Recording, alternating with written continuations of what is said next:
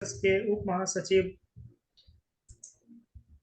Doctor शुभंकर मिश्र जी, संयुक्त राष्ट्र America की हिंदी से प्यार है संस्था के संस्थापक श्री अनु भार्गव जी, भारत से कार्यक्रम की अध्यक्षता कर रहे डॉक्टर बिमलेश कांति वर्मा जी, सूरीनाम के स्वामी विवेकानंद सांस्कृतिक केंद्र सूरीनाम से हिंदी शिक्षिका श्रीमती शर्मिला रामरतन जी, भारत के दिल्ली विश्वविद्यालय में हिंदी फैकल्टी श्रीमती दीप्ति अग्रवाल जी, मॉरिशस के सरस्वती हिंदी पाठशाला से हिंदी पर्यवेक्षक श्री धनराज शंभू जी, फिजी के फिजी विश्वविद्यालय से सहायक व्याख्याता हिंदी श्रीमती प्रेमिका लता जी, सूरीनाम से प्रस्तुति करने वाले छात्र श्री नैन गिरज सिंह जी, गयाना से प्रस्तुति करने वाली छात्रा सुश्री विदावती मोहावीर जी, मॉरिशस से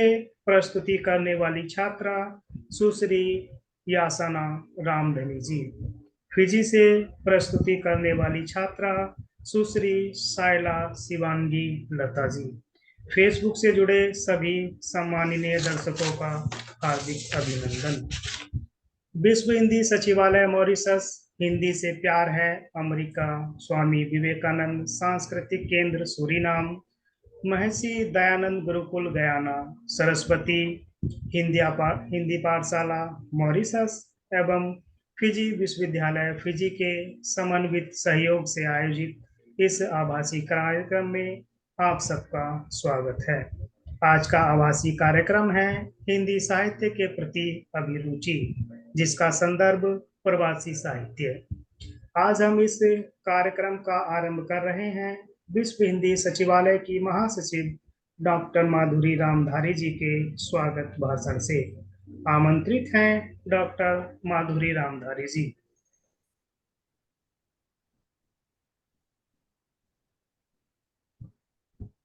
धन्यवाद प्रकाश जी। कार्यक्रम के अध्यक्ष प्रसिद्ध हिंदी विद्वान डॉक्टर विमलेश कांति वर्मा जी, कार्यक्रम के सम्माननीय वक्ता एवं प्रतिभागीगण, साहित्य प्रेमियों, सादर अभिवादन। मॉरिशस में गुरुवार 2 नवंबर को आप्रवासी दिवस मनाया गया। इसी संदर्भ में आज विशेष कार्यक्रम का आयोजन किया जा रहा है। इस कार्यक्रम के वक्ता और प्रतिभागी 4 ऐसे देशों से हैं जहां ब्रिटिश औपनिवेशी शासन रहा और गिरमिट प्रथा के तहत ईख के खेतों में काम करने के लिए भारत से शर्तबंद मजदूर गए थे। इन मजदूरों ने न केवल देश के विकास में अपना योगदान प्रदान किया, अपितु तपस्या करके अपने बच्चों को पढ़ाया और उन्हें हिंदी का ज्ञान एवं संस्कार दिया। भारतीय आप्रवासियों की संतानों ने हिंदी ज्ञान के बल पर साहित्य का सृजन किया और हिंदी प्रवासी साहित्य को एक अनूठा रूप प्रदान किया। आज हमें सूरीनाम, गयाना, मॉरिशस और फिजी में रचित हिंदी साहित्य के बारे में जानने का अवसर प्राप्त होगा। यह कहते हुए मैं गौरवान्वित हो रही हूँ कि हिंदी के जिस प्रकांड विद्वान ने पिछले 5 दशकों से लगन और श्रम के साथ प्रवासी साहित्य पर शोध कार्य किया और इस विषय पर अनेक शोधपूर्ण लेख एवं पुस्तकें प्रकाशित की, आज उन्हीं की अध्यक्षता में यह वर्चुअल कार्यक्रम आयोजित की गई है। परम आदरणीय भाषाविद और साहित्यविद डॉक्टर विमलेश कांति वर्मा जी का मैं ससम्मान स्वागत करती हूँ। अमेरिका में अभी सुबह 7 बजे हैं, फिर भी न्यू जर्सी से हमारे निष्ठावान सहयोगी हिंदी से प्यार है के संस्थापक श्री अनु भार्गव जी समय पर कार्यक्रम में जुड़ चुके हैं। उनका मैं स्वागत करती हूँ। सूरीनाम की हिंदी लेखिका एवं अध्यापिका श्रीमती शर्मिला रामरतन जी, भारत की हिंदी प्राध्यापिका एवं शोधकर्त्री श्रीमती दीप्ति अग्रवाल जी, मॉरिशस के हिंदी लेखक श्री धनराज शंभू जी और फिजी यूनिवर्सिटी की हिंदी प्राध्यापिका श्रीमती प्रेमिका लता जी ने बड़े मनोयोग से प्रवासी साहित्य पर अपने वक्तव्य की तैयारी की है। आपकी प्रस्तुतियों के माध्यम से निश्चय ही प्रवासी साहित्य के प्रति श्रोताओं की अभिरुचि बढ़ेगी। चारों देशों के सुयोग्य वक्ताओं का तहे दिल से स्वागत किया जाता है। इस कार्यक्रम का उद्देश्य प्रवासी साहित्य के साथ युवाओं को जोड़ना है। सूरीनाम से श्री नयन गिरजा सिंह, गयाना से कुमारी विद्वती मोहाबेर, मॉरिशस से कुमारी यशना रामधनी और फिजी से कुमारी याशल शिवांगी लता अपने देश के किसी एक नामी हिंदी साहित्यकार की चयनित रचना को हमारे समक्ष प्रस्तुत करेंगे। हमारा विश्वास है कि साहित्यिक रचनाओं को पढ़ने और उन्हें विभिन्न मंचों से लगातार प्रस्तुत करने पर ही प्रवासी साहित्य के प्रति युवाओं की रुचि बढ़ेगी। वे इस साहित्य को अधिक गहराई से जानने और समझने का प्रयास करेंगे और अंततः साहित्य सृजन में अपनी कलम आजमाने की भी कोशिश करेंगे। युवा प्रतिभागियों का इस मंच पर मैं हार्दिक स्वागत करती हूँ।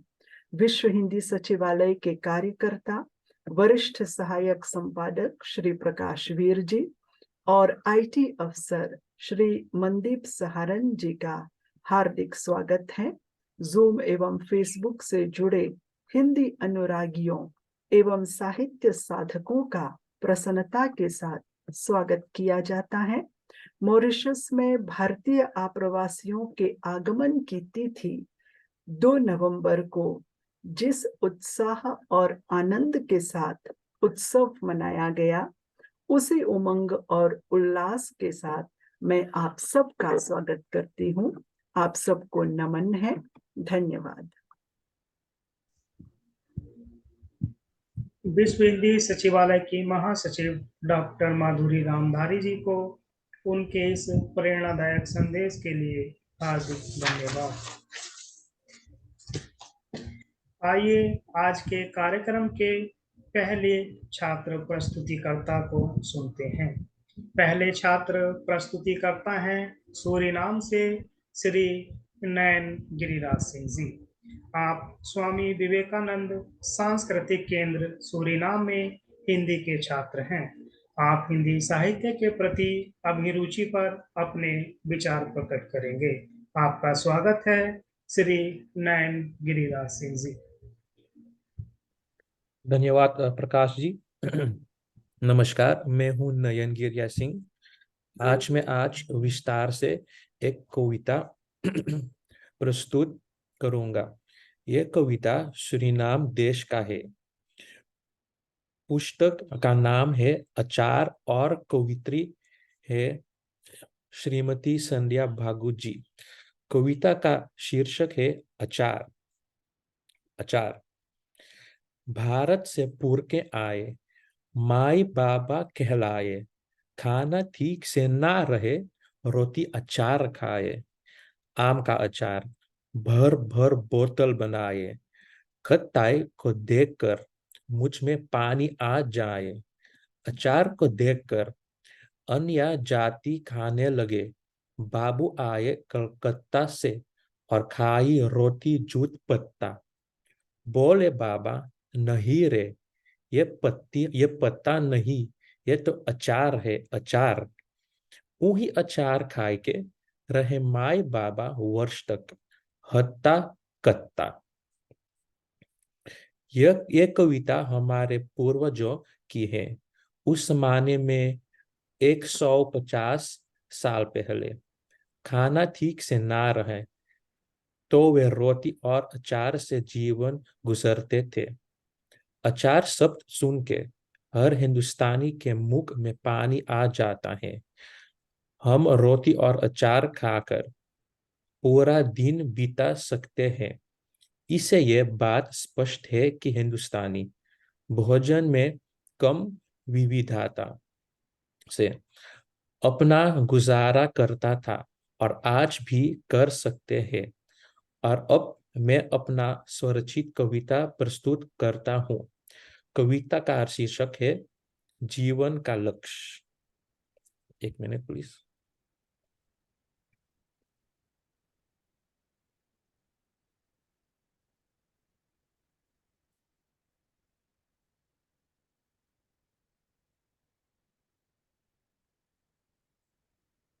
जीवन का लक्ष्य। अक्सर मैं इस बात में पड़ जाता हूं कि इस दुनिया में हम आए क्यों। क्या हमारे आने का कोई कारण है या नहीं। अगर है तो किस लिए। किस लिए। डॉक्टर कहता है सफलता के लिए, कवि कहता है प्यार के लिए, और ऋषि कहता है धर्म के लिए। अक्सर मैं इस बात में पड़ जाता हूँ। एक बात तो निश्चित है, यमराज आएंगे और आपको आपके प्रियजन और आपके द्वारा बनाए गए सभी चीजों से दूर ले जाएंगे। तो फिर इस दुनिया में हम आए क्यों। सारे आशा खो गए। सोचा कि सभी प्रियजन से रिश्ते नाते तोड़ दूं, मोह माया छोड़ दूं। तभी तभी ये एहसास हुआ कि हम सिर्फ बिना सांस लिए नहीं मरते हैं, बल्कि उसी क्षण मर जाते हैं जब हम जीना छोड़ देते हैं। अंदर से एक आवाज आई, एक ज्वाला उठी, एक शक्ति जो हमें एक निश्चित दिशा में चलाते हैं। हम सब एक पहेली के अलग अलग टुकड़े हैं और जिसे केवल प्यार से है जोड़ा जा सकता है। अंदर की आवाज से आपको पता चलेगा कि आप पहेली के कौन से टुकड़े हो। एक डॉक्टर, एक शायर, एक ऋषि। आखिर में नयन का कहना है कि जीवन को एक दूसरे के लिए बेहतर बनाए, एक दूसरे से बेहतर नहीं। इस तरह हम मृत्यु के बाद भी जूझे रहते हैं। अंदर से आवाज सुने। धन्यवाद। मेरा नाम है नयन गिरिया सिंह। सूरीनाम से इस कार्यक्रम में भाग लेने वाले छात्र श्री नैन गिरिराज सिंह जी को धन्यवाद। अगली छात्रा गयाना से प्रस्तुति देंगी सुश्री विद्यावती मोहावीर जी। आप महर्षि दयानंद गुरुकुल गयाना में हिंदी सीख रही हैं। आपको विदेशी भाषाओं का अध्ययन करना बहुत पसंद है। विशेषकर आपको हिंदी भाषा में संवाद करते हुए आनंद की अनुभूति होती है। हिंदी साहित्य के प्रति अभिरुचि पर आप अपने विचार प्रस्तुत करेंगी। आपका स्वागत है सुश्री विद्यावती मोहावीर जी।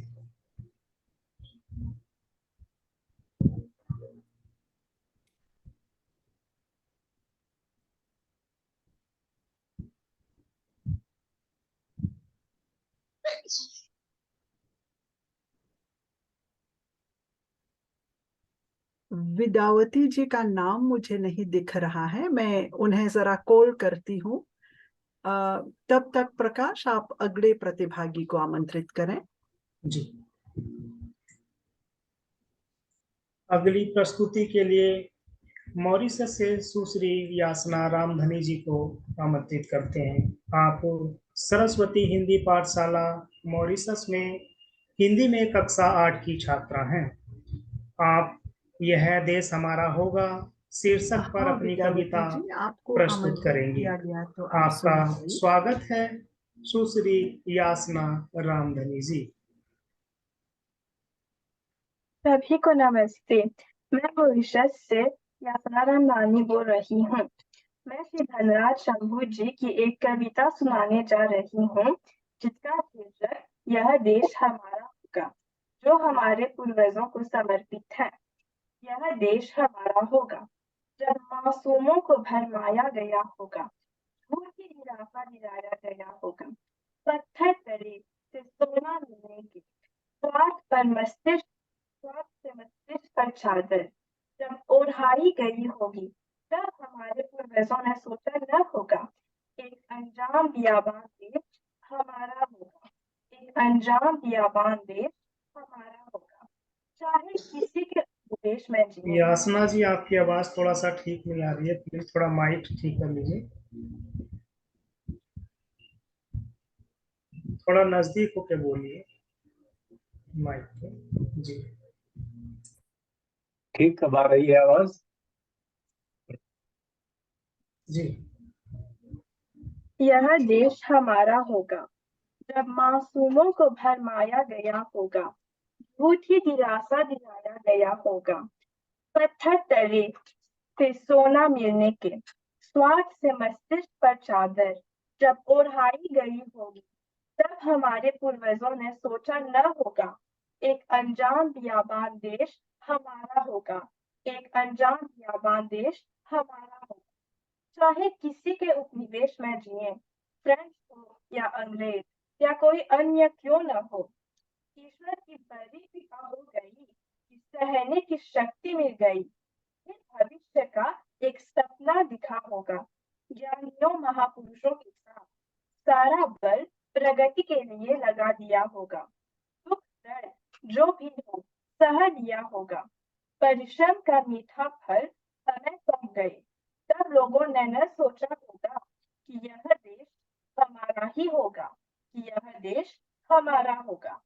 खून पसीने की बूंदों से सींचकर आपसी प्रेम व अपनापन बढ़ाकर एकता का परिचय देते हुए संभाल के रखा है इस देश को। भाषा, संस्कृति, धर्म, उत्सव सारा कुछ जीवित रखा। सोचा न होगा किसी ने यह देश एक दिन हमारा होगा, यह देश एक दिन हमारा होगा। धन्य है हमारे पूर्वज, धन्य है हमारे आप्रवासी, जिन्होंने एक सुरक्षित जीवन दिया, एक स्वर्ग जैसा देश दिया। अब यह देश हमारा है, अब यह देश हमारा है।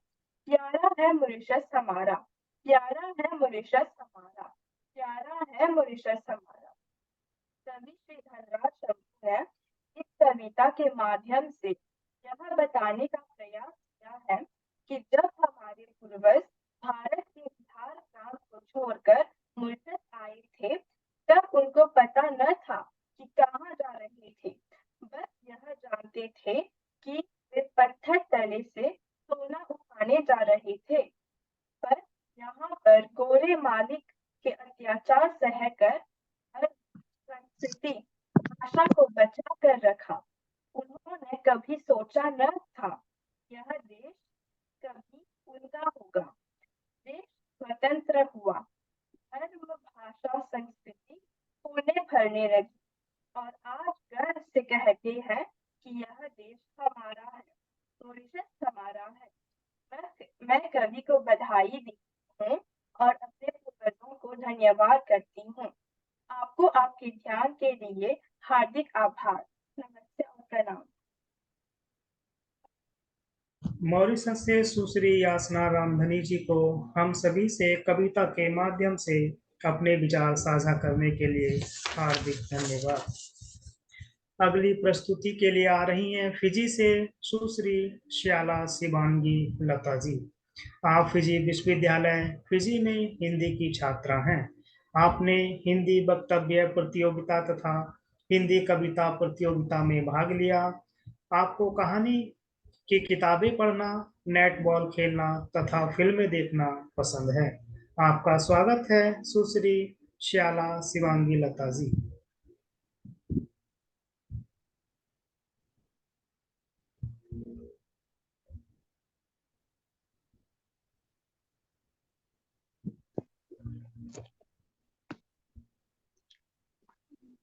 आप सभी को नमस्ते। बचपन से मेरी रुचि हिंदी भाषा में रही है। शिवांगी लता जी, आपका पिक्चर नहीं आ रहा है।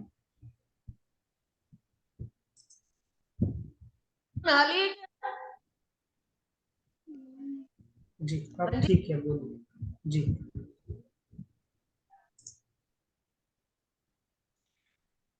आप सभी को नमस्ते। बचपन से मेरी रुचि हिंदी भाषा में रही है। विश्वविद्यालय में प्रवासी साहित्य का अध्ययन करना मेरे लिए सौभाग्य की बात है।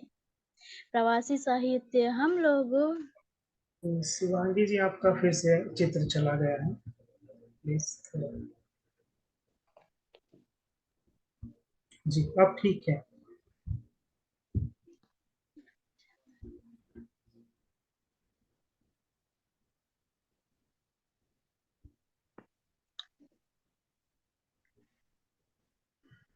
इस सेमेस्टर में प्रवासी साहित्य के अंतर्गत हमने कुछ कविताओं का अध्ययन किया है।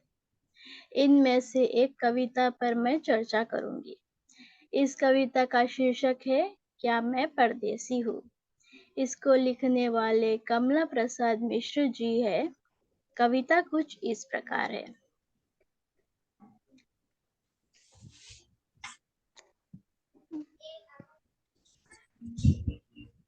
मिनट।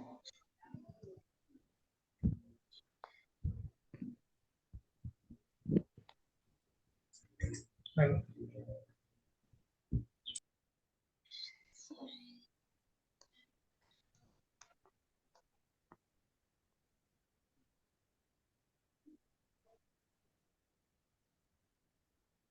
क्या मैं परदेसी हूँ। धवल सिंधु तट पर मैं बैठा अपना मानस बहलाता। फीजी में पैदा होकर भी मैं परदेसी कहलाता। यह है गौरी नीति, मुझे सब भारतीय अब भी कहते। यद्यपि तन मन धन से मेरा फीजी से ही है नाता। भारत के जीवन से फीजी के जीवन में अंतर है। भारत कितनी दूर, वहां पर कौन सदा जाता आता।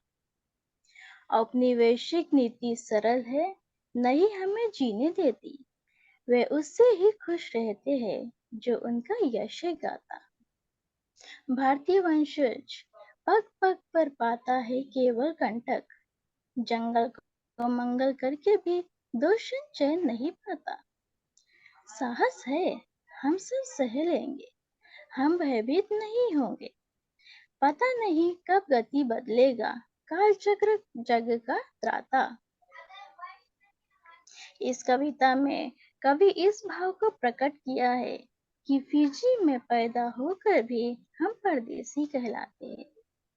हमारे पूर्वजों ने इस देश को आबाद किया, इसके बावजूद हम इसे अपना देश नहीं कह सकते।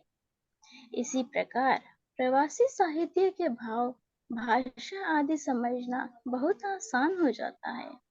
धन्यवाद, नमस्ते।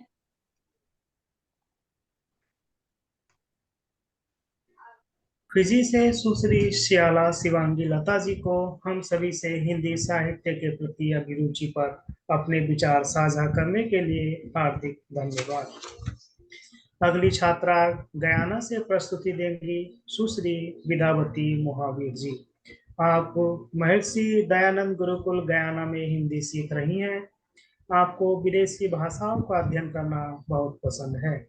विशेषकर आपको हिंदी भाषा में संवाद करते हुए आनंद की अनुभूति होती है। हिंदी साहित्य के प्रति अपने विचार प्रस्तुत करने के लिए आपका स्वागत है, सुश्री विद्यावती महावीर जी। नमस्ते।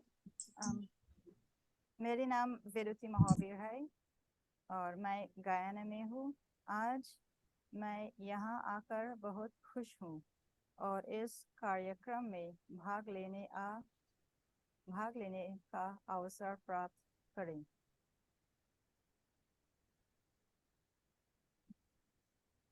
मैंने बचपन से हुए हिंदी सीखी। मैंने कई शिक्षकों से सीखा।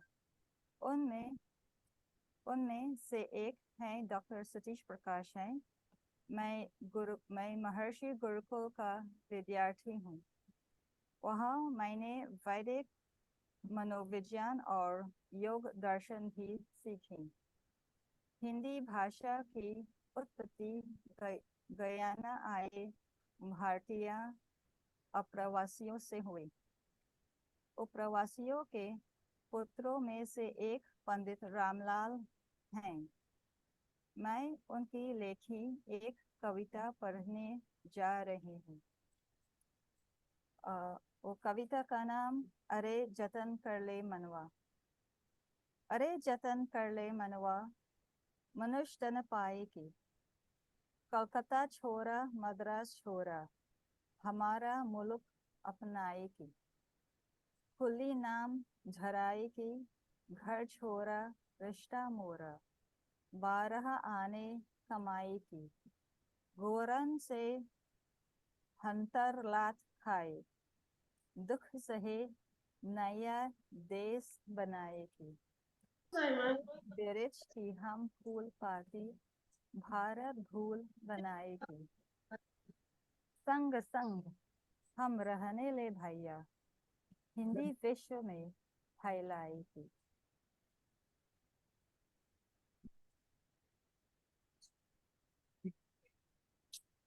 यह कविता हमारे पूर्वजों की पूर्व माता पिता जीवन शैली की दर्शाती है।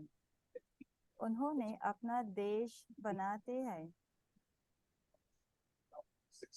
उन्होंने अपना देश बनाने के लिए अपनी जन्मभूमि छोड़ दी।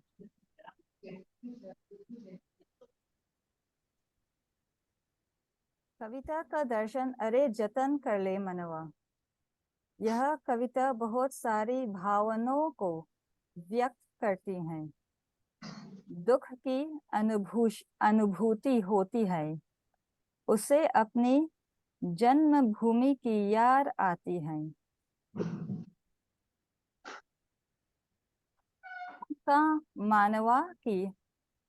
उनका मानवा है कि भारत में सरकार ने उन्हें सुरक्षा नहीं दिया। धन्यवाद।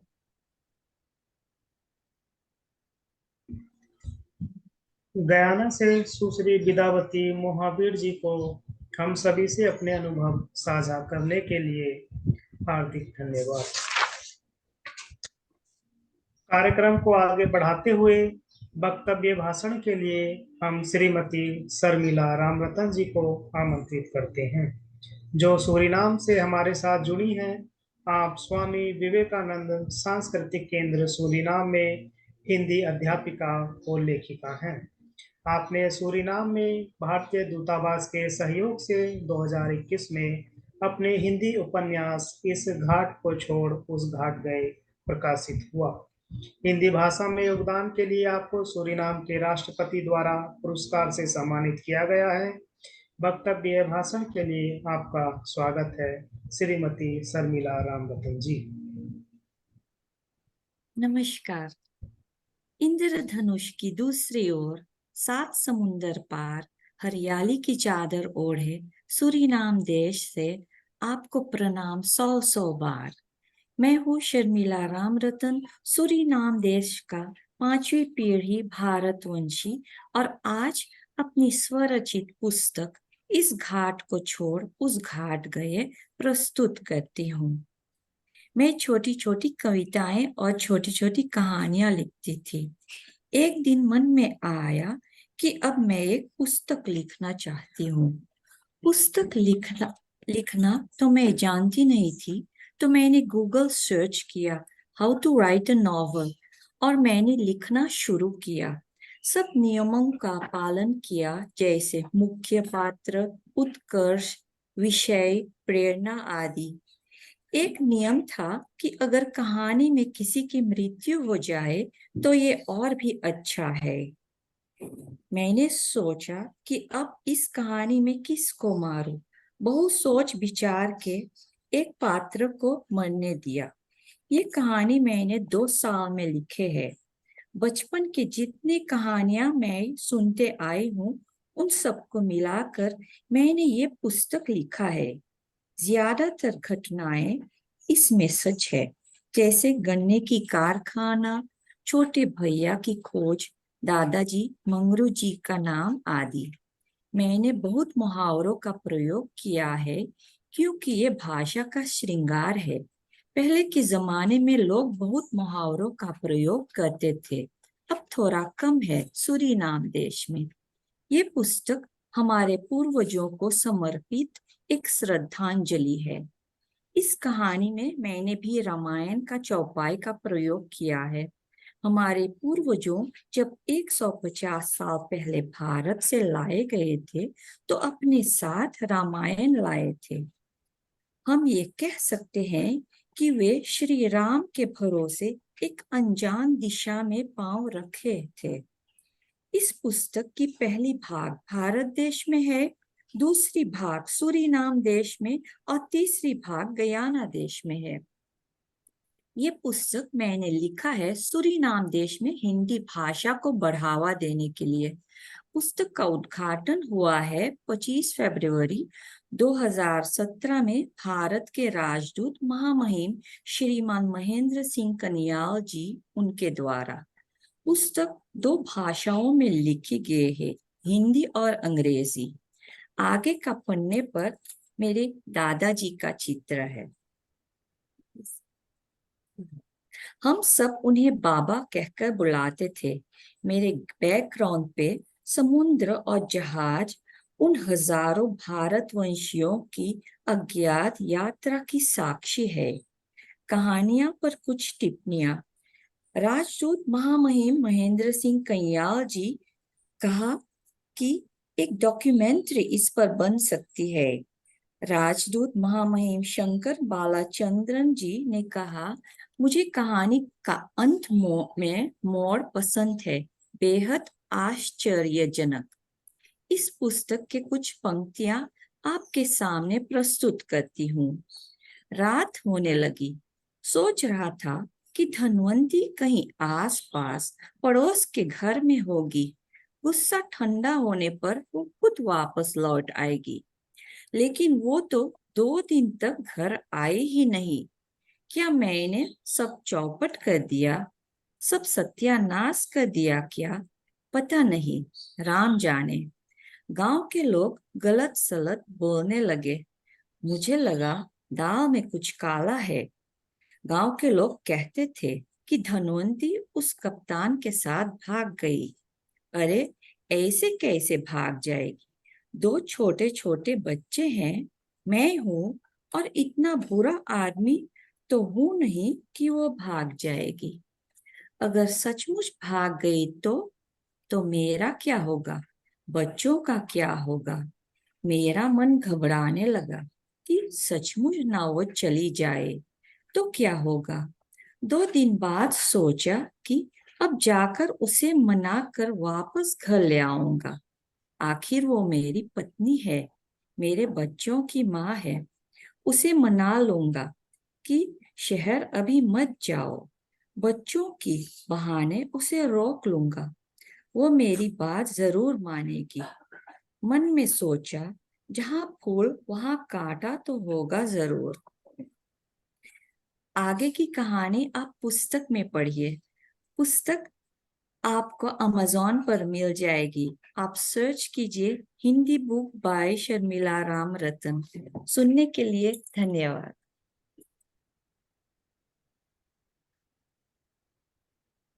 इस सूचना परक वक्तव्य के लिए सूरीनाम से श्रीमती शर्मिला रामरतन जी को बहुत बहुत धन्यवाद। अगले वक्तव्य भाषण के लिए हम श्रीमती दीप्ति अग्रवाल जी को आमंत्रित करते हैं, जो भारत से हमारे साथ जुड़ी हैं। आप दिल्ली विश्वविद्यालय में हिंदी फैकल्टी हैं। आप भारतीय डायस्पोरा, अनुबंधित श्रमिक, भारतीय श्रमिक, हिंदी साहित्य लेखन, मॉरिशस, गयाना, त्रिनिदाद, दक्षिण अफ्रीका, सूरीनाम तथा फिजी पर अपने शोध कार्य कर रही हैं। आपके 25 से अधिक शोध पत्र प्रकाशित हो चुके हैं। वक्तव्य भाषण के लिए आपका स्वागत है, श्रीमती दीप्ति अग्रवाल जी। धन्यवाद जी। सबसे पहले शर्मिला जी को बहुत बहुत बधाई। वेबिनार में भाग लेने वाले सभी वक्ताओं, श्रोताओं को भारत से दीप्ति अग्रवाल का सादर नमस्कार। मेरे वक्तव्य का विषय है गयाना में रचा गया हिंदी साहित्य। मजे की बात यह है कि जो गयाना के नाम के बारे में भी मुझे पता हिंदी साहित्य से ही पता चला था। प्रेमचंद जी की कालजयी कृति गोदान, उसमें एक घटना आती है कि जब घोरी का बेटा गोबर घर से भाग जाता है और काफी समय के बाद जब लौट कर आता है तो गोबर की माँ धनिया उससे पूछती है, कहाँ थे तुम इतने दिनों तक? इस तरह कोई घर से भागता है? आज साल भर के बाद सुधी ली। कोई कहता था मिरिश टापू भाग गया, कोई डमरारा टापू बताता था। उस समय मुझे नहीं पता था कि मिरिश टापू कहाँ है, डमरारा किस देश का नाम है। उस समय ये भी नहीं पता था, सॉरी, कि भारत से इतने दूर गयाना या डमरारा में हिंदी साहित्य रचा जा रहा था या हिंदी भाषा बोली जाती थी। मॉरिशस के बाद 1838 में गयाना में विटबी जहाज के द्वारा 414 श्रमिक सबसे पहले भारत से गए थे और उनमें से अधिकतर श्रमिक उत्तर भारत से थे, जो कि बिहार और उत्तर प्रदेश के इलाकों जैसे कि गोरखपुर, बस्ती, बनारस, इलाहाबाद, कानपुर आदि क्षेत्रों के थे और हिंदी भाषा, अवधी भोजपुरी मिश्रित हिंदी भाषा बोलते थे। तो भारतीय अपने साथ अपनी जहाजी बंडल में भाषा, धर्म, संस्कार साथ ले गए थे और उन्होंने आम, तुलसी, जामुन के साथ साथ इन बीजों को भी बो दिया था, जिससे कि भाषा वहां फलीभूत हो गई थी और एक समय में वहां बहुत हिंदी बोली जाती थी और हिंदी साहित्य रचा गया था। शोध के दौरान वहां पता चला कि जैसे कि सब्जी वाले जब आवाज लगाते थे तो वो हिंदी भाषा में किस तरह से आवाज लगाते थे। केला कीनो कलकत्ता वाला गरी दूधिया नरियर के एक अन्य उनकी बातचीत का अंश मैं प्रस्तुत करती हूँ। हमारे घर में अंग्रेज लोग जित गयल, रोज रोज हम चाय पिए ली, घर में अंग्रेजी बोले जाइला, हंसे के बात बा काहे कि हम हिंदुस्तानी हैं, गन्ने के कुली के बंसी हैं, हम अंग्रेज लोग के काम करे रहे मेहनत करके, अमेरिका आए के बाद हमारे माई बाप धर्म के परिवर्तन करे। तो इस तरह की बोलचाल की भाषा में हिंदी बोली जाती थी। जब हिंदी बोली जाती थी तो साहित्य भी रचा गया। सबसे पहले साहित्य, जब हम साहित्य की बात करते हैं तो मौखिक परंपरा, क्योंकि वहां के लोक गीतों में भी बहुत सारे गीत रचे गए हैं। वेद प्रकाश वटुक जी ने करीब 900 गीतों को संकलित किया है, वहां के लोगों की आवाज में रिकॉर्ड किया है। तो उनके कुछ मैं उदाहरण आपके सामने देना चाहूंगी। पहला उदाहरण देखें, जब हम पहुंचे कलकतवा, बढ़ गई दुख हमार, जब लेल हमारा कपड़ा सुन्नर उतार, माला और जनेऊ उतार, बंगाली चिथड़ा पहनावल, सधुवन के दड़िया बनावल, के साधु डोम चमार और भंगी, सबके ठूस देत एक ही कमरा में संगी। एक अन्य उदाहरण देखें, हम झुकावत है सर उस बाभन को जो कथा सुनावत है, जो सिखावत है हमको पूजा संध्या और हवन, प्रणाम उस बाभन को जो बनावत ई उहा मंदिर, बचावत है उ सबको जिनको बरगलावत ई मिशन। ये ईसाई मिशन की बात है। तो हालांकि वो ये मौखिक परंपरा के गीत हैं, लेकिन ये रचे गए गयाना में है।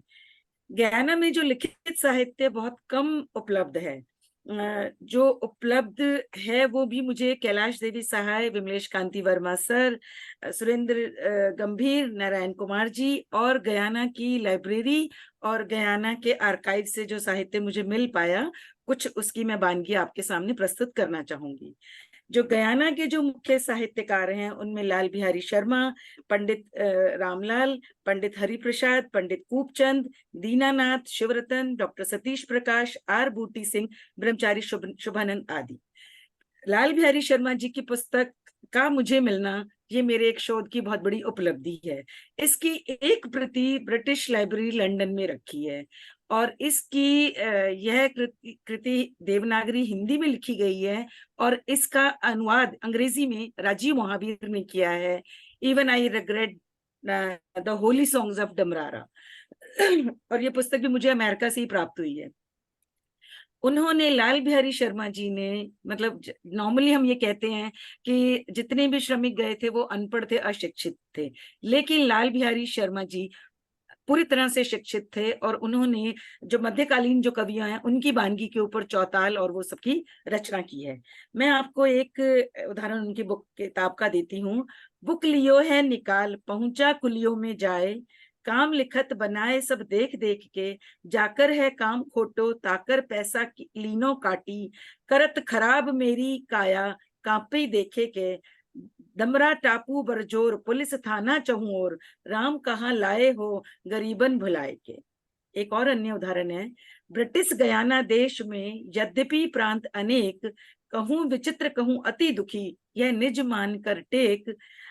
इस क्यूबो प्रांत में गोल्डन फ्लीस एक गांव, अति सुंदर स्थान यह, सब जानत यह ठाव। उन्होंने, लाल बिहारी शर्मा जी ने होली यानी फाग, जो कि गयाना में बहुत धूमधाम से मनाया जाता है, तो राधा कृष्ण के अलावा शिव शंकर जी भी कैसे होली खेलते हैं वो भी उन्होंने काफी चौताल में, दोहों में सॉरी रचे हैं। एक उदाहरण देख लीजिए। शिव शंकर खेलत होरी समाज बनाई, डिमकी डिमकी डमरू कर बाजत तन तन श्रृंगी बजाई। और भी बहुत सारे उदाहरण हैं, लेकिन समय की कमी है। तो मैं एक अन्य कवि हैं पंडित रामलाल जी, उनकी पुस्तक का एक उदाहरण देना चाहूंगी। एक कविता तो उन्होंने सुनाई है अभी बच्ची ने, अरे जतन कर ले मनवा, वो मैं उदाहरण नहीं दे रही हूँ। दूसरा, जो सुख मिलत है ओम भजन में, सो सुख नहीं अमीरी में, ओम भजन में तत्पर रहियो, पाओगे सुख बहुतेरा। एक अन्य कवि हैं रंडल बूटी सिंह, उनकी एक कविता मुझे मिली है। आलोकित है हिंदी का सूर्य गयाना में, जागो प्यारे सूर्य देवता को कर जोड़ो, नव आशा अभिलाषा लेकर बढ़ते जाओ, हिम्मत बांधो आलस त्यागो रुको न पल भर, हिंदी होगी विजयी पुणे गयाना में। एक अन्य पंडित कूपचंद जी हैं, एक अन्य साहित्यकार, उन्होंने हिंदी को लेकर के एक रचना लिखी है। वो उदाहरण है, आओ बच्चों हिलमिल गाओ, रक्षा करो ईमान की, हिंदी सीखो हिंदी बोलो, यह भाषा स्वाभिमान की। एक अन्य कविता है, जय हिंदी जय भाषा माँ, तू है देश की आशा माँ, उठो बचाओ माँ का मान, गूंजे तन मन प्राण जहां, यही धर्म कर्तव्य सुजान, सत्य सभ्यता दया महान, आओ भाषा ध्वज फहराएं, माँ पूजा से जग सरसाएं। हालांकि हिंदी साहित्य बहुतायत में रचा नहीं गया है, लेकिन आज भी गयाना में हिंदी है, हिंदी मरी नहीं है। हिंदी आज भी वहाँ के लोगों की, बड़े लोगों की बोलचाल की भाषा में है, वहाँ के चटनी संगीत में है। सब दुकानों पर, मैंने खुद महसूस किया, सब दुकानों पर हिंदी बॉलीवुड सॉन्ग्स बजते हैं और सुबह के समय में भजन बजते हैं। तो चटनी संगीत में बहुत से हिंदी शब्दों का समावेश है, और हम अगर गयाना में हिंदी को फिर से अगर हम संवर्धित करना चाहते हैं तो चटनी संगीत के माध्यम से हम इसको बहुत संवर्धित कर सकते हैं। मैं आपको एक दो चटनी संगीत के एग्जाम्पल देना चाहूंगी, उदाहरण देना चाहूंगी। Everybody come on, let's us rock the party, let's party get ready, चल गए नाना चल गई नानी, चल गए मौसा चल गई मौसी, द होल फैमिली। अब ये चल गए, मौसी, नाना, नानी, ये सब हिंदी के शब्द हैं। एक और टेरी गजराज जी से जब मिलना हुआ तो उनकी एक बहुत फेमस चटनी संगीत है, बहुत प्रसिद्ध चटनी संगीत है, झंडी। शिवा में took a jhandi to reset the kundalini, so I pull out my patra janam patri, so I pull out my patra and check her chakras and ajab for Shanidev और pray to Mahadev। तो एक कैसे बनी फुलौरी बिना चटनी, ये इस चटनी संगीत से, आप गीत से सब आप वाकिफ हैं। तो ये वहाँ गयाना में, मतलब आप जब गयाना में जाएंगे तो वहाँ आप हर जगह इसको सुनता हुआ पाएंगे। इस तरह से गयाना में, हालांकि बहुतायत में नहीं है, मॉरिशस, सूरीनाम और फिजी की तरह हिंदी बहुत ज्यादा पनप नहीं पाई, लेकिन जितना भी साहित्य है वो बहुत अच्छा है, और मैं ये चाहूंगी कि आगे वो साहित्य और समृद्धित हो, हिंदी और समृद्धित हो, उसके लिए शुभकामनाएं। हिंदी को जीवित रखें, साहित्य भी सृजित अपने आप हो जाएगा। इसी उम्मीद के साथ धन्यवाद। जय भारत वंशी। इस ज्ञानवर्धक वक्तव्य के लिए भारत से श्रीमती दीप्ति अग्रवाल जी को बहुत बहुत धन्यवाद। अगले वक्तव्य भाषण के लिए हम आमंत्रित करते हैं मॉरिशस से श्री धनराज शंभू जी को। आप सरस्वती हिंदी पाठशाला मॉरिशस में हिंदी पर्यवेक्षक हैं। आपने जिंदगी कहाँ से कहाँ तक उपन्यास का प्रकाशन किया तथा आपकी रचनाएं अन्य पत्र पत्रिकाओं में प्रकाशित हो चुकी हैं। आपको जिला परिषद द्वारा श्रेष्ठ नागरिकता पुरस्कार, भारतीय उच्चायोग एवं कला एवं सांस्कृतिक मंत्रालय द्वारा श्रेष्ठ लेखक पुरस्कार तथा अभ्युदय बहुउद्देशीय संस्था वर्धा द्वारा हिंदी से भी सरस्वती सम्मान के अतिरिक्त अन्य संस्थानों द्वारा सम्मानित किया गया है। वक्तव्य भाषण के लिए आपका स्वागत है श्री धनराज शंभू जी।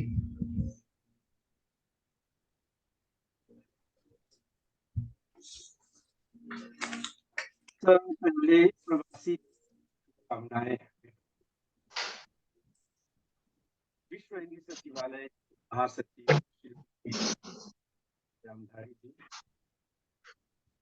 हमारे आज के अध्यक्ष डॉक्टर विमलेश मिश्र जी। गुरुजी आवाज स्पष्ट नहीं है। हाँ, कृपया थोड़ा निकट आ जाइएगा जी।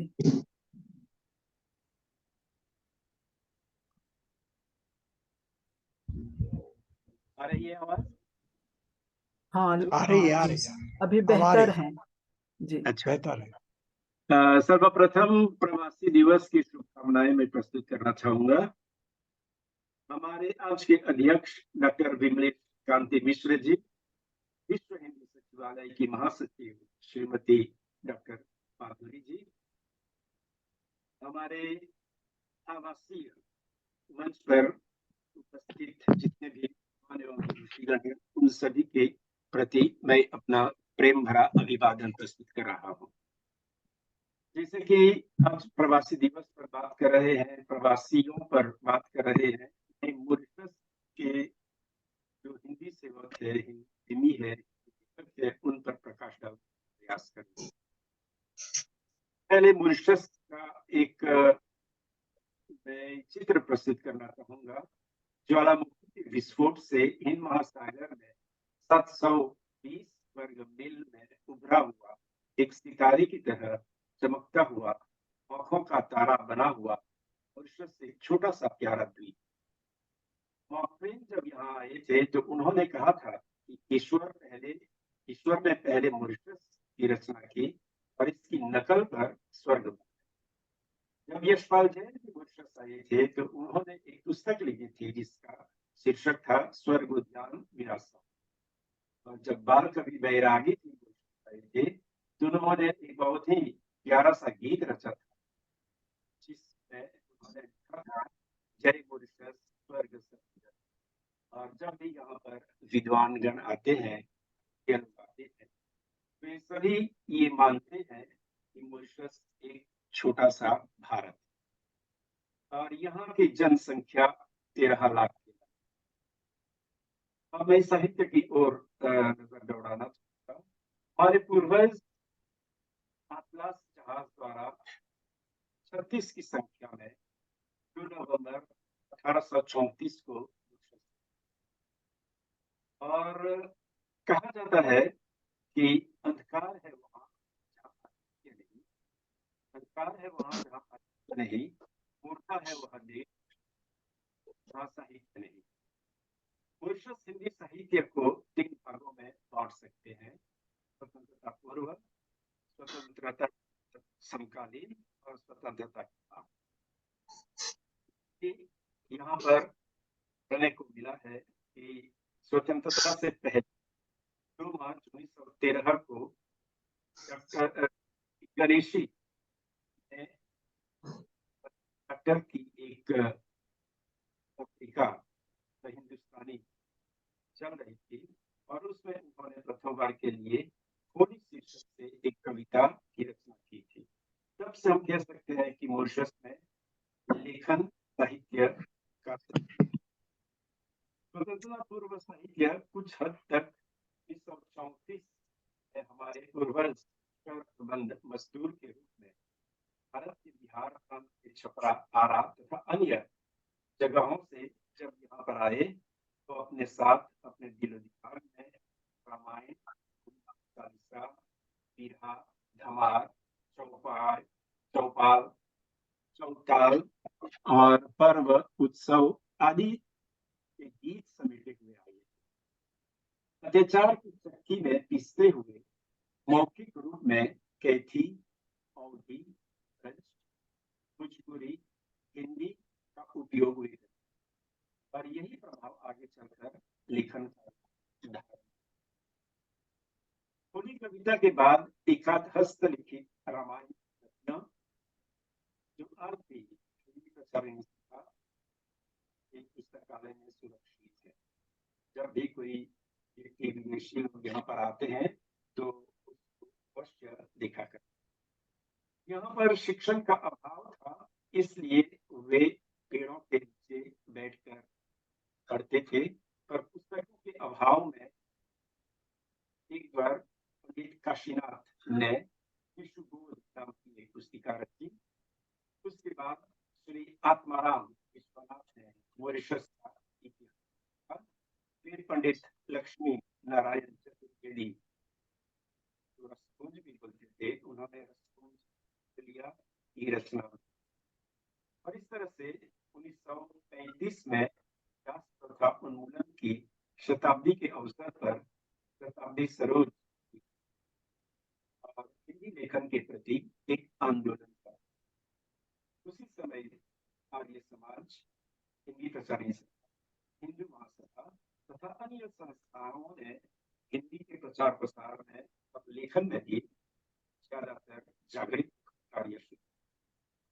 इस तरह से हम कह सकते हैं कि उसी समय में पूरे मालिकों के डर से हिंदी प्रचारी सभा के पूर्व श्री सुरुच प्रसाद मंगर भगत जो समय के सचिव थे, उन्होंने अन्य 8 लोगों के साथ हस्तलिखित दुर्गा पत्रिका जो 1935 से लेकर 1937 तक लिखा और उसको और अन्य लोगों के बीच बांटकर पढ़ते थे और पढ़ाते थे। और खुशी की बात यह है कि 2018 के 11वें के अवसर पर भारतीय सरकार द्वारा लोकार्पित कर विश्व के दुर्लभ ग्रंथों में दे दी गई। 1961 में हिंदी लेखक संघ और सुंदर बखोरी ने हिंदी परिषद की स्थापना और इस तरह से लेखकों को एक मंच दिया। स्वतंत्रता पूर्व काल को 1913 से 1968 तक हम मान सकते हैं। और उस समय में काफी रचनाकार हुए जिनके नाम मैं लेना चाहूंगा। पंडित लक्ष्मी नारायण चतुर्वेदी, हरिप्रसाद विशाल मिश्र, डॉक्टर मुनेश्वर लाल चिंतामणि, विष्णुदत्त मधु, जयरुद्र, सुंदर बखोरी, हरिनारायण सिका, राजेंद्र कुमार भगत आदि। इन्होंने उस समय में कुछ नैतिक मूल्यों, संस्कृति प्रेम आदि पर अपनी भावनाएं। स्वतंत्रता संघर्ष समय में ज्यादातर ऐसी रचनाएं प्रकाशित हुई जिनमें राजनीतिक उपनिवेश प्रभुत्व से मुक्त होने का संघर्ष, स्वतंत्रता संघर्ष, पूंजीपतियों द्वारा शोषण, अत्याचार, अन्याय आदि से पीड़ित तथा राष्ट्रीय चेतना को जागृत करने का महत्वपूर्ण कार्य किया। और इसमें मैं कुछ लोगों का नाम उल्लेख करना चाहूंगा जिनमें मधुकर, बखोरी, चिंतामणि, विष्णु दयाल आदि ने बहुत ही संघर्ष। इसके पश्चात मधुकर जी की रचनाएं गेय शैली में हुआ करती थी और वे जहां भी कवि सम्मेलन आदि का आयोजन होता था जाकर कविताओं को सुनाते थे और उसमें वे ज्यादातर आजादी की मांग को।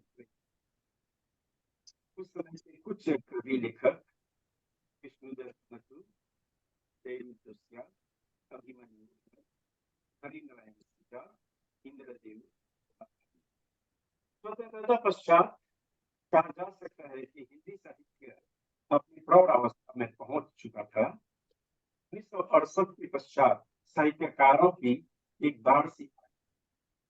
साथ में सभी विधाओं में एक से बढ़कर एक रचनाएं प्रकाश में आ गई। 12 मार्च 1968 स्वतंत्रता के बाद 1972 में चिंतामणि की नव निर्माण अकेला कविता संग्रह सामने आया। 1976 में सूरज प्रसाद मंगर की एक पुस्तक विचार लिखा। 1982 में अनंत जी की कैक्टस के दांत, 1984 में राजवंती माता देन की आदि आदि अनेक रचनाएं प्रकाश में आने लगी और बहुत सारे कवि भी हमारे सामने आए। ज्ञानेश्वर रघुवीर, कृष्णलाल बिहारी, परमेश्वर बिहारी, जनार्दन, चंद्रचंद्रन, उदय दयानंद गंगू, पूजानंद नेमा, सूर्यदेव सिबरत, मोहनलाल कृष्णन, मुकेश हेमराज सुंदर, राजी रामन, जंगात शंभू, कल्पना लाल जी, अंजू खट्टर, सुमति बुधन, विनय गुदारी, एस केली बिहारी, कविराज बाबू, विजवंती शंभू आदि कुछ कवि और कवित्री। गद्य के क्षेत्र में यदि हम दृष्टि डालेंगे तो 1909 से हिंदुस्तानी पत्रिका में लेख, निबंध आदि प्रकाशित लगे थे। और कहानी के क्षेत्र में अभिमन्यु, कमलेश धुरंधर, पूजानंद नेमा, सुनालाल निकारी, डॉक्टर जगत सिंह, वीरदेव भोला, राजी रामन, शंभू, बिजलाल रामदेव, शनिलाल केसी, लालदेव राज, इंद्राज सुंदर, किशन बिहारी आदि के नाम लेखनीय। नाटक एकांकी के क्षेत्र में भी अभिमन्यु अनंत नाम है। उनके बाद रामदेव चंद्र, नारायण ज्योर, शंभू, सदा सिंह, राजन सदा सिंह, सूर्यदेव सूरत, सीतोहल, विजयंती शंभू, सीताराम याद आदि ने अंतरराष्ट्रीय और राष्ट्रीय स्तर पर नाटक लिखकर उसे प्रस्तुत भी किया और लोगों ने इसे सराहा भी। भारत के कई प्रांतों में भी इन्होंने जाकर अपने नाटक का प्रदर्शन। उपन्यास के क्षेत्र में हम अभिमन्यु अनंत का नाम वे पुरुष के पेंशन माने जाते हैं और लगभग 40 पर उपन्यास है और लाल पसीना उनके उपन्यास सबसे श्रेष्ठ माना जाता है। ऐसा माना जाता है कि उनके बाद जो रामदेव धुरंधर जी है, उन्होंने उपन्यास के क्षेत्र में कीर्तिमान स्थापित कर दिया। उन्होंने पथरीला सोना नामक उपन्यास 7 खंडों में लगभग 4 लिखकर हमारे मॉरिशसीय साहित्य उपन्यासकारों के नामों में कृष्णलाल बिहारी, विष्णुदत्त कामगिरी, लीलाधर, जगन्नाथ शंभू, केशवदत्त चिंतामणि आदि उल्लेखनीय। इसी प्रकार लघु कथा के क्षेत्र में भी यहाँ पर काफी रचनाएं जिनमें अनंत, इंद्रदेव भोला, जगत सिंह, यंतुदेव गुरु आदि के नाम आ जाते। इसी तरह से निबंध, साक्षात्कार और अन्य विधाओं में भी कई रचनाएं हुई है जिनको आज बहुत लोग पसंद करते हैं। नजरों के क्षेत्र में भी कुछ रचनाएं हुई है, जगन्नाथ शंभू 3 गजल और उनमें कुछ लोगों के नाम इस सुंदर, कल्पना आदि गिनाए जाते। इस तरह से समय के अभाव में कुल मिलाकर यह होगा कि प्रवासी देश में आने के बाद हमारे हिंदी साहित्यकारों ने काफी मेहनत की, परिश्रम किया और आज भी वे परिश्रम कर रहे हैं। कुल मिलाकर कहा जा सकता है कि मॉरिशसीय साहित्य अपनी युवा अवस्था तक पहुंच चुका है, अपनी जवानी है, जिसके कारण लिखित या मौखिक रूप में विश्व के गिरमिटिया या देशों में अपना प्रभुत्व स्थापित कर चुका है। आज मॉरिशसीय हिंदी साहित्य विश्व के किसी भी साहित्य के समकक्ष रखा जा सकता है। इसी कारण यहाँ के साहित्यकार विश्व स्तर तक सम्मानित भी होते आ रहे हैं। युवा पीढ़ी से हमें बहुत संभावनाएं हैं और हमें विश्वास है कि वह हिंदी भाषा, हिंदी साहित्य को आगे बढ़ेगी। मैं अंत में यही कहना चाहूंगा कि साहित्य आकाश में चमकना है हमें, साहित्य का परचम लहराना है हमें, अभी और सितारों को चमकाना है हमें, अपने साहित्य का नाम बुलंद करना है हमें, अपने साहित्य बुलंद करना है हमें। आप लोगों के ध्यान के लिए बहुत बहुत धन्यवाद। इस सुंदर वक्तव्य के लिए मॉरिशस से श्री धनराज शंभू जी को हार्दिक धन्यवाद।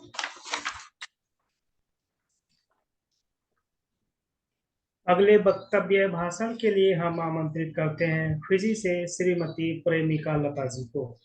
आप फिजी विश्वविद्यालय फिजी में सहायक व्याख्याता हिंदी हैं।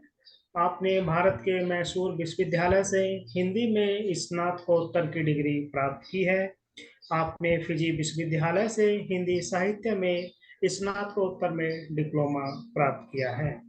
आपने सनातन सम्मेलन में हिंदी वक्तव्य प्रतियोगिता के दौरान मुख्य निर्णायक की भूमिका निभाई है। वक्तव्य भाषण के लिए आपका स्वागत है श्रीमती प्रेमिका लता जी। धन्यवाद। आप सभी श्रोताओं को मेरा नमस्ते। मैं आभारी हूँ डॉक्टर माधुरी रामधारी जी का, जिन्होंने मुझे इस मंच से जुड़ने का मौका प्रदान किया। मैं फिजी विश्वविद्यालय में प्रवासी साहित्य के अध्ययन पर प्रकाश डालूंगी। फिजी में कई साहित्यकार हैं जिन्होंने प्रवासी भारतीयों की संस्कृति तथा उनके अनुभव, संवेदना आदि को अपनी रचनाओं में अंकित किया है। फिजी के प्रमुख साहित्यकारों में शामिल है जोगिंद्र सिंह कंवल जी, कमला प्रसाद मिश्र जी हैं, उत्तरा गुरदयाल जी, डॉक्टर सुभाषनी लता जी, अमरजीत कौर, प्रोफेसर सुब्रमण्य जी आदि। इन रचनाकारों ने गिरमिट काल का जीवन, फिजी में जमीन की समस्या, तख्ता पलट, यहाँ के रीति रिवाज आदि को अपना विषय बनाया है। फिजी विश्वविद्यालय में द्वितीय वर्ष के विद्यार्थियों के एक इकाई में लोक साहित्य पढ़ाया जाता है। इस इकाई में हम लोकगीत, लोक कथा के साथ साथ प्रवासी साहित्य में से कुछ चुने हुए कविताओं को पढ़ाते हैं। इन कविताओं में शामिल है क्या मैं परदेसी हूँ। इस कविता को अभी थोड़ी देर पहले आपने शायल से सुना। ये मेरा फिजी, सावधान बाबा, जीवन रहस्य, जीवन संग्राम तथा दीप एक जलता रहा। इन रचनाओं के अध्ययन से फिजी के जनजीवन, यहाँ के लोगों की अनुभूति, संघर्ष आदि का पता चलता है। इन कविताओं के अध्ययन में विद्यार्थी रुचि भी लेते हैं क्योंकि ये रचनाएं हमारे लिए दर्पण का काम करती है। इन कविताओं के भाव को विद्यार्थी महसूस करते हैं, उसके विषय वस्तु को अच्छी तरह से समझ पाते हैं क्योंकि ऐसे विषय वस्तु से वे परिचित होते हैं। इसके अतिरिक्त वर्ष 9 तथा 10 के विद्यार्थियों के पाठ्यक्रम में प्रवासी साहित्य को सम्मिलित किया गया है। यहाँ पर विद्यार्थी जोगिंद्र सिंह कंवल जी का उपन्यास धरती मेरी माता तथा उत्तरा गुरदयाल जी का उपन्यास महक का अध्ययन करते हैं। इसमें धरती मेरी माता उपन्यास जमीन की समस्या पर आधारित है। फिजी में अक्सर ऐसा होता है कि जमीन को लीज पर देते हैं और फिर कुछ समय बाद उनको जमीन से बेदखल कर दिया जाता है। तो इस समस्या को लेकर जोगिंद्र सिंह कंवल जी ने एक उपन्यास लिखी थी और इसके साथ साथ में यह जो उपन्यास है महक, यह गिरमिट पर आधारित है। इन रचनाओं में फिजी हिंदी तथा वोसा वकाबीती भाषाओं का समावेश मिलता है।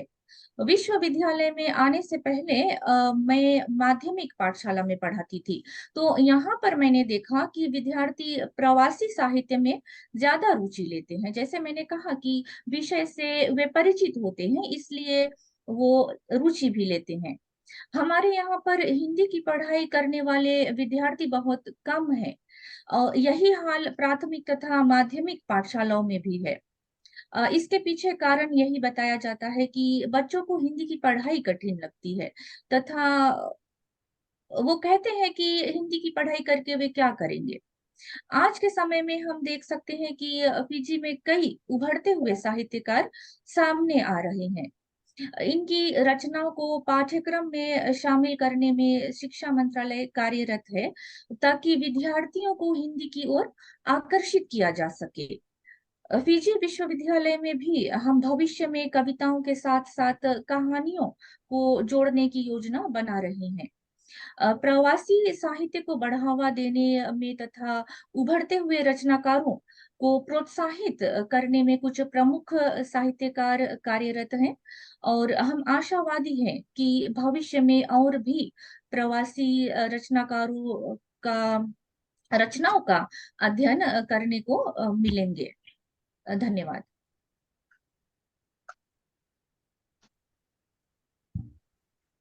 इस सूचनापरक वक्तव्य के लिए फिजी से श्रीमती प्रेमिका लता जी को बहुत बहुत धन्यवाद।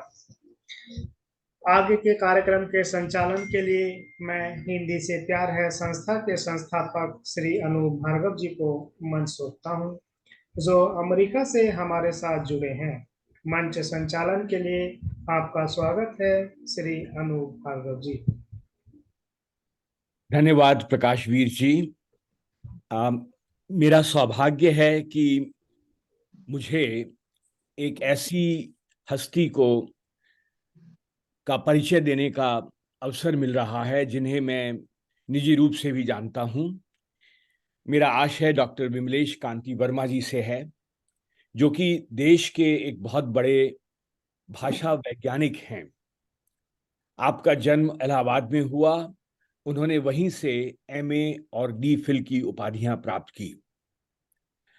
आपने 5 दशकों से अधिक दिल्ली विश्वविद्यालय में भाषा विज्ञान को पढ़ाया, अनुवाद शास्त्र को पढ़ाया और विदेशी भाषा के रूप में हिंदी शिक्षण और हिंदी भाषा साहित्य का अध्यापन किया।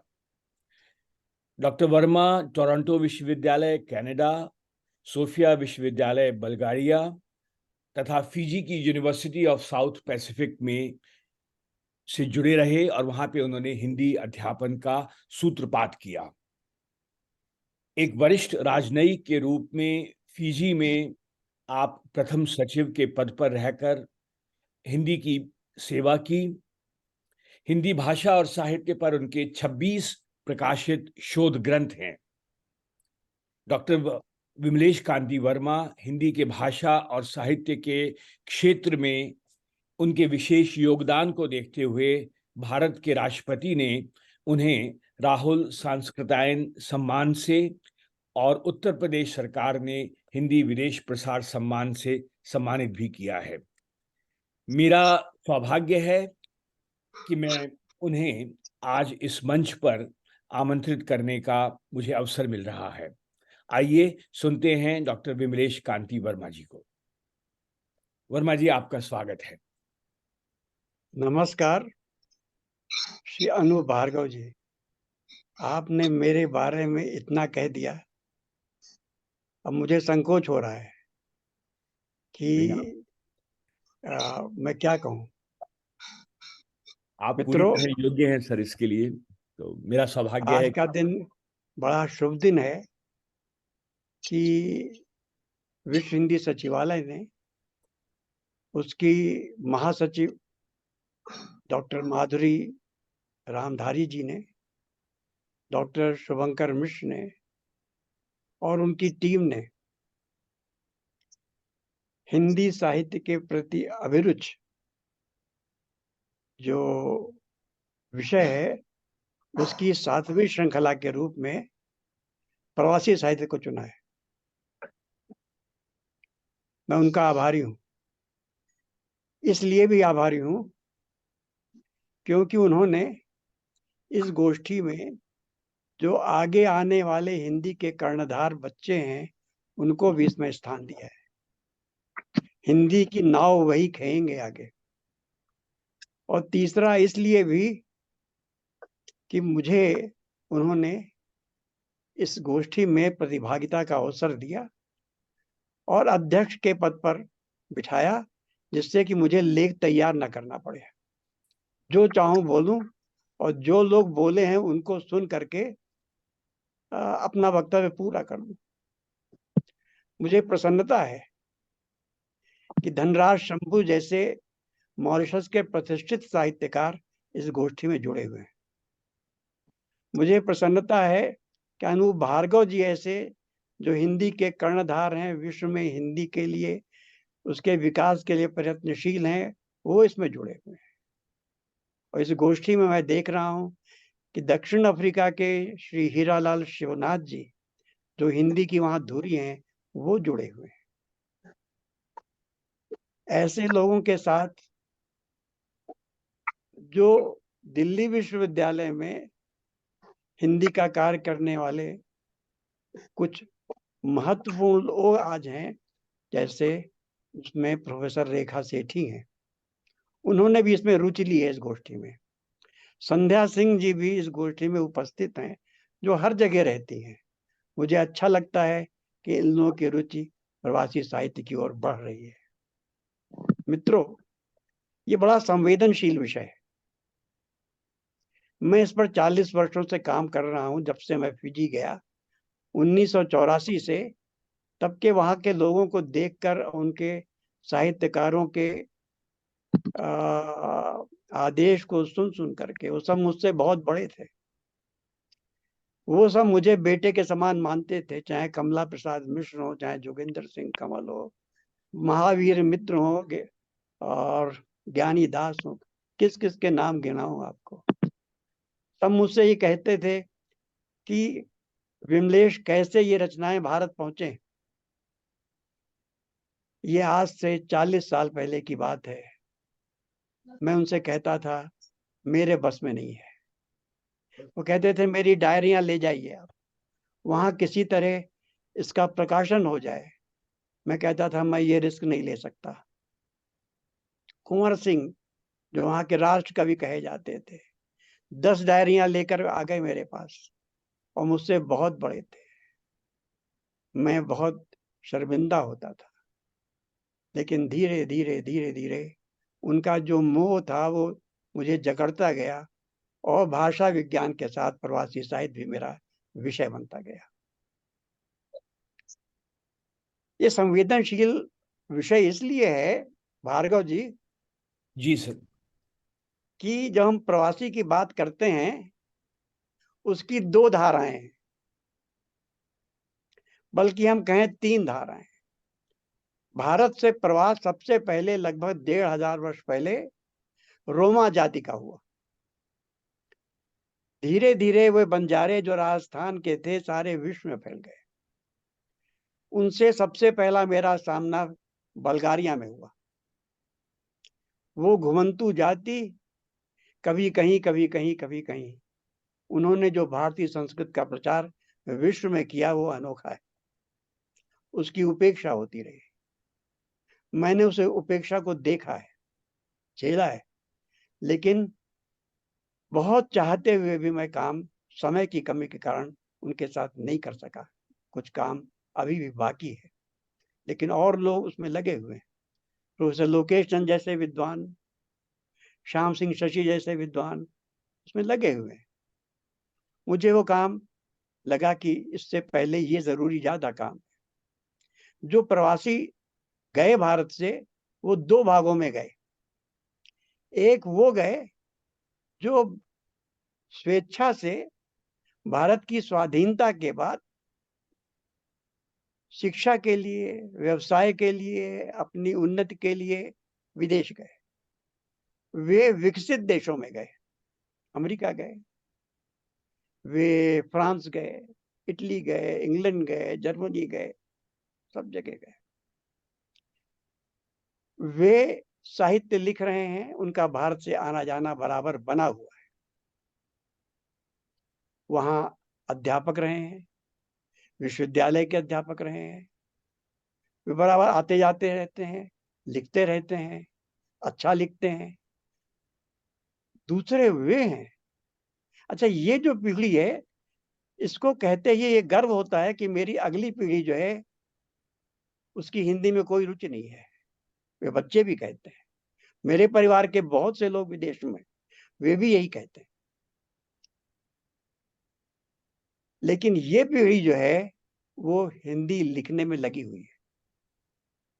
दूसरी ओर वो देश हैं, फिजी है, मॉरिशस है, सूरीनाम है, ट्रिनिडाड है, गयाना है, दक्षिण अफ्रीका है, इन सब जगह मैं रहा हूं, इसलिए मैं कह सकता हूं, मैं इसका प्रत्यक्षदर्शी हूं कि वहां के लोग जिनकी आज 5वीं पीढ़ी है इन देशों में, जो भारत नहीं गए, उनका हिंदी से इतना लगाव है कि प्राणपण से वो हिंदी की रक्षा करने के लिए निरंतर तत्पर हैं।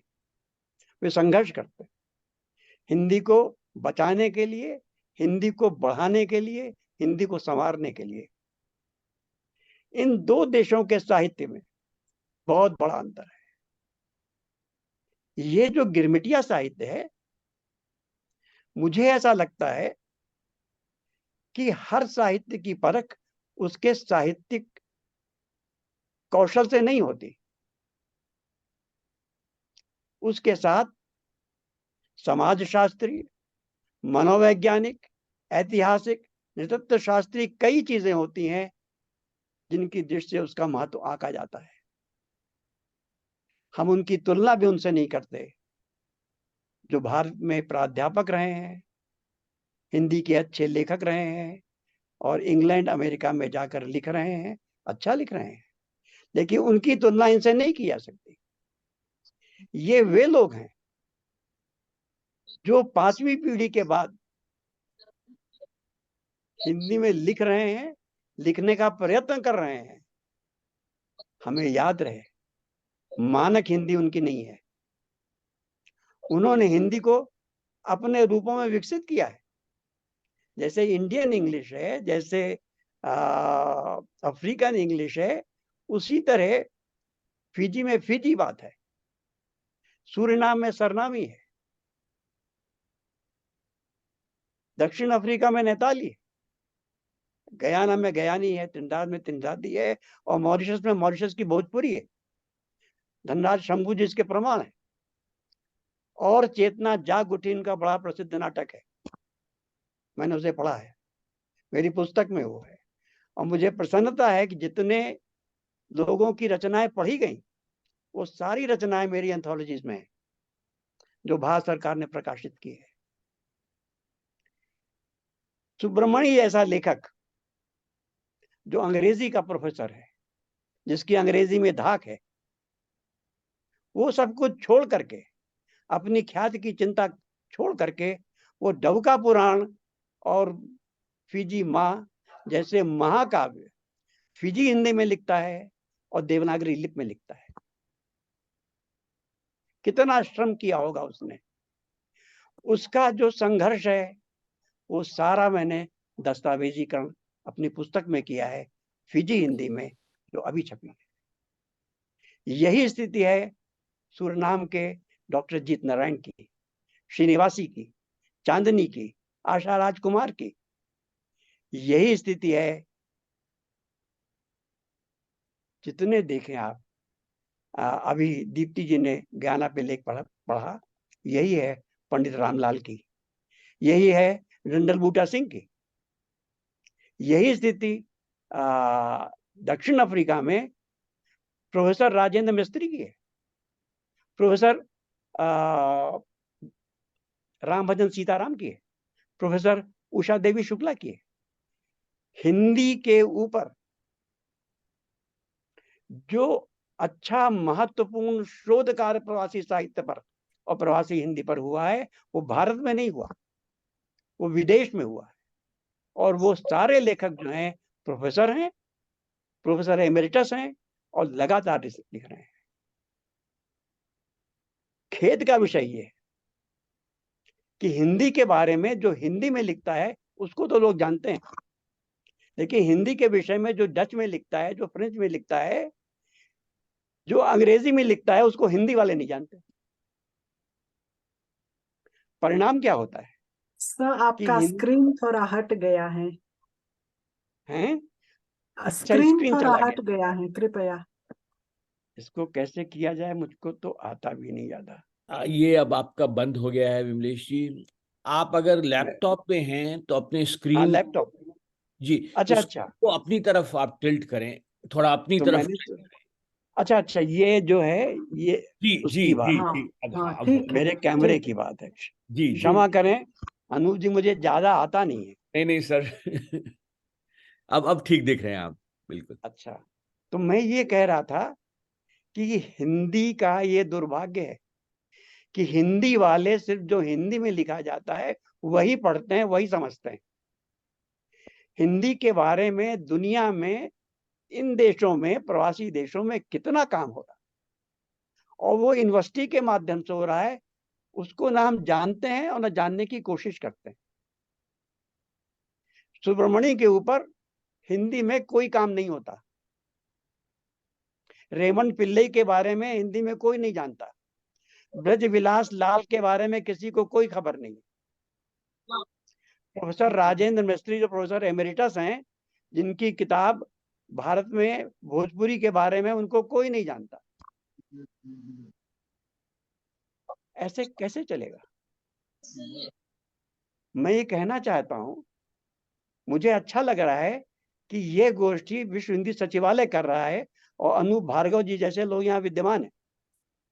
ये उनकी प्रेरणा से ये योजना है, ये जो हिंदी साहित्य में अभिरुचि है, और उन्होंने इसको महत्व दिया। ये संदेश दे रहा है कि आगे पीछे देश इसको समझेगा। भारत ने भी इसको बहुत देर में समझा। अटल बिहारी वाजपेयी ने सबसे पहले प्रवासी दिवस की संकल्पना की, वो चली, लेकिन उसकी गति जैसी अकादमिक स्तर पर होनी चाहिए थी, वो नहीं हो पाई। ऐसा क्यों होता है? अब सारे देश में, भारतवर्ष में प्रवासी हिंदी साहित्य का पाठ्यक्रम चलने लगा है, चल रहा है, लेकिन स्थिति यह है कि उनका पाठ्यक्रम जो है उसमें क्या पढ़ाया जा रहा है, क्या पुस्तकें हैं, उनको आप देखेंगे तो आपको तरस आएगा कि जो महत्वपूर्ण साहित्य है उसमें है ही नहीं। हिंदी का विकास जो है, साहित्य तो एक उदात्त उपलब्धि है। साहित्य रचना बहुत देर में होती है। उससे पहले जरूरी है कि हम भाषा का अध्ययन करें। जिन भाषाओं को इन्होंने अपने आप में विकसित किया उसको हम समझें। सुब्रमणि आदि जितने लोग हैं से सब मेरे व्यक्तिगत मित्र हैं। वो मुझसे कहते हैं कि आप लोग रट लगाए हुए हैं कि मानक हिंदी में लिखिए। मानक हिंदी मेरी हिंदी नहीं है। मेरी हिंदी वो है जो हमने विकसित की है। अगर मानक हिंदी में लिखूंगा, आपके बराबर लिख नहीं सकता, लेकिन अगर मैं अपनी हिंदी में लिखूंगा तो मैं कह सकता हूं कि आपसे कम नहीं है वो। लेकिन हम ना उसके बारे में सोचते हैं, ना उसकी खोज करते हैं, ना पढ़ते हैं, क्योंकि हमको वो कठिन लगती है। साहित्य का विकास तब होगा जब उसकी भाषा पर हम पहले ध्यान देंगे। प्रवासी साहित्य की ये जो गोष्ठी है, इसकी पूर्ति तब होगी जब प्रवासी साहित्य की जो आधार भूमि है, जो भाषाएं इन लोगों ने विकसित की हैं, उस पर अध्ययन अनुसंधान होगा। क्षमा करें, मैं तो यूनिवर्सिटी का अध्यापक रहा हूं, बोलने की बहुत ज्यादा आदत है। 2 घंटे का मेरा क्लास होता था, भाषा विज्ञान का होता था। इसलिए इन शब्दों के साथ मैं आप सबको धन्यवाद देता हूं कि आपने विशेषकर माधुरी रामधारी जी को, अनूप भार्गव जी को, कि उन्होंने इस प्रकार के गोष्ठी की योजना की बात सोची। मुझे लगता है कि ये एक शुभ लक्षण है, और इसलिए और इस गोष्ठी का महत्व है कि इस गोष्ठी में विद्वानों के साथ उनको जोड़ा गया जो आगे हिंदी की बागडोर संभालने वाले, हिंदी पढ़ने वाले विद्यार्थी हैं। उन्होंने वो रचनाएं पढ़ी, मुझे ये कहते अच्छा लगता है, जो रचनाएं उन्होंने पढ़ी वो बहुत अच्छी रचनाएं लेखकों की थी। कमला प्रसाद मिश्र की जो रचना है, अब भी मैं परदेसी कहलाता, बड़ी महत्वपूर्ण रचना है। वो उनकी उनकी वेदना है। कि विदेश में रहने वाला प्रवासी जीवन भर प्रवासी ही रहता है, वो उसमें मिल नहीं पाता। ये जो एसिमिलेशन है, विश्व में केवल 2 जातियां ऐसी हैं जिनका नहीं होता। ये नृतत्व शास्त्र कहता है। वो जातियां जो हैं वो भारतीय हैं और चीनी हैं। इसीलिए हर देश में वो अपना स्वदेश बनाकर रहते हैं। विदेश में भी उनका स्वदेश है। मैं नहीं जानता कि अनूप जी कहाँ रहते हैं, लेकिन अमेरिका में न्यू जर्सी ऐसी ही जगह है। इंग्लैंड में मिडिल सेक्स ऐसी जगह, कनाडा में ब्रैम्पटन और मिसिसागा ऐसी जगह, सिंगापुर में लिटिल इंडिया, मलेशिया में मस्जिद इंडिया, ऐसी ही जगह हैं जहां वो अपने ग्रुप में रहते हैं, उसी में रहना चाहते हैं। जब मैं कनाडा में 1973 में यूनिवर्सिटी ऑफ टोरंटो में प्रोफेसर था, मेरी भी प्रगति वही थी कि मैं भी खोजता था कि मिंटवुड ड्राइव में रहूं, ओंटारियो में रहूं, जहां सारे भारतीय हों। जब सारे भारतीय रहेंगे तो विदेशी हमारे बारे में क्या सोचते हैं ये हमें कैसे मालूम पड़ेगा। तो ये 2 जातियां जो हैं ये एसिमिलेट नहीं होती, और जब एसिमिलेट नहीं होती तो उनका जो चरित्र है वो भारतीय चरित्र उसी प्रकार बना रहता है। कहीं ये अच्छा भी है और कहीं ये नुकसानदेह भी है। साहित्य के क्षेत्र में विस्तार नहीं हो पाता इससे, भाषा के क्षेत्र में विस्तार नहीं हो पाता। हम जब मिलेंगे तब तो बढ़ेंगे। जो भारत से लोग विदेश गए वो क्यों बढ़ गए? क्योंकि वो घर से बाहर तो निकले। ये छोटे छोटे घर जो बने हुए हैं, विदेश में भी हमने बना कर रखे हैं, उन घरों में जो स्वस्थ हवा है वो आनी चाहिए। यही वेद भी कहता है, आनो भद्रा तो तो ये जो वेद का मंत्र है वो बहुत सार वाक्य है। इन शब्दों के साथ मैं विश्व हिंदी सचिवालय की महासचिव रामधारी जी को, माधुरी जी को, शुभंकर मिश्र जी को, उनकी टीम को और यहाँ उपस्थित सारे प्रतिभागियों के, जिनके लेख भी बहुत अच्छे थे, जिनके वक्तव्य भी बहुत अच्छे थे, इनका कविता वाचन भी बहुत अच्छा था। मुझे तो ये सुनने को बहुत दिन बाद मिला। ऐसे अवसर बार बार आते रहें और इन विषयों पर हम गहराई से चर्चा कर सकें, जिससे हिंदी का उद्धार हो सके। हम थोड़ा बाहर निकलें, हम थोड़ा उदार बने। हिंदी अगर उदार बनती है तो बढ़ती है, तो ही पनपती है। गोपाल सिंह नेपाली, मैं नेपाल में हूं, मुझे गोपाल सिंह नेपाली की एक कविता याद आ रही है। हिंदी को अपने आप पनपने दो। हिंदी है जन जन की भाषा, हिंदी को अपने आप पनपने दो। जो हिंदी पनप रही है फिजी बात के रूप में, सरनामी हिंदी के रूप में, नैताली हिंदी के रूप में, टिंटादी हिंदी, गयाना की हिंदी के रूप में, उसको हम प्रोत्साहन दें। उसकी पुष्ट से ही हिंदी पुष्ट होगी। हिंदी एक अक्षयवट की तरह, उसकी सारी शाखाएं कालांतर में अक्षयवट बन जाती है। इसी तरह से अगर हम दूसरों की मनोभावनाओं को समझेंगे, उनका सम्मान करेंगे, जिसका पहला चरण उनकी भाषा का सम्मान करना है जो उन्होंने विकसित की है, तो हिंदी विकसित होगी, इसमें 2 राय नहीं है। मुझसे लोग कहते हैं, जब मैं टिंडाट गया, दक्षिण अफ्रीका गया, कि हिंदी समाप्त हो गई है।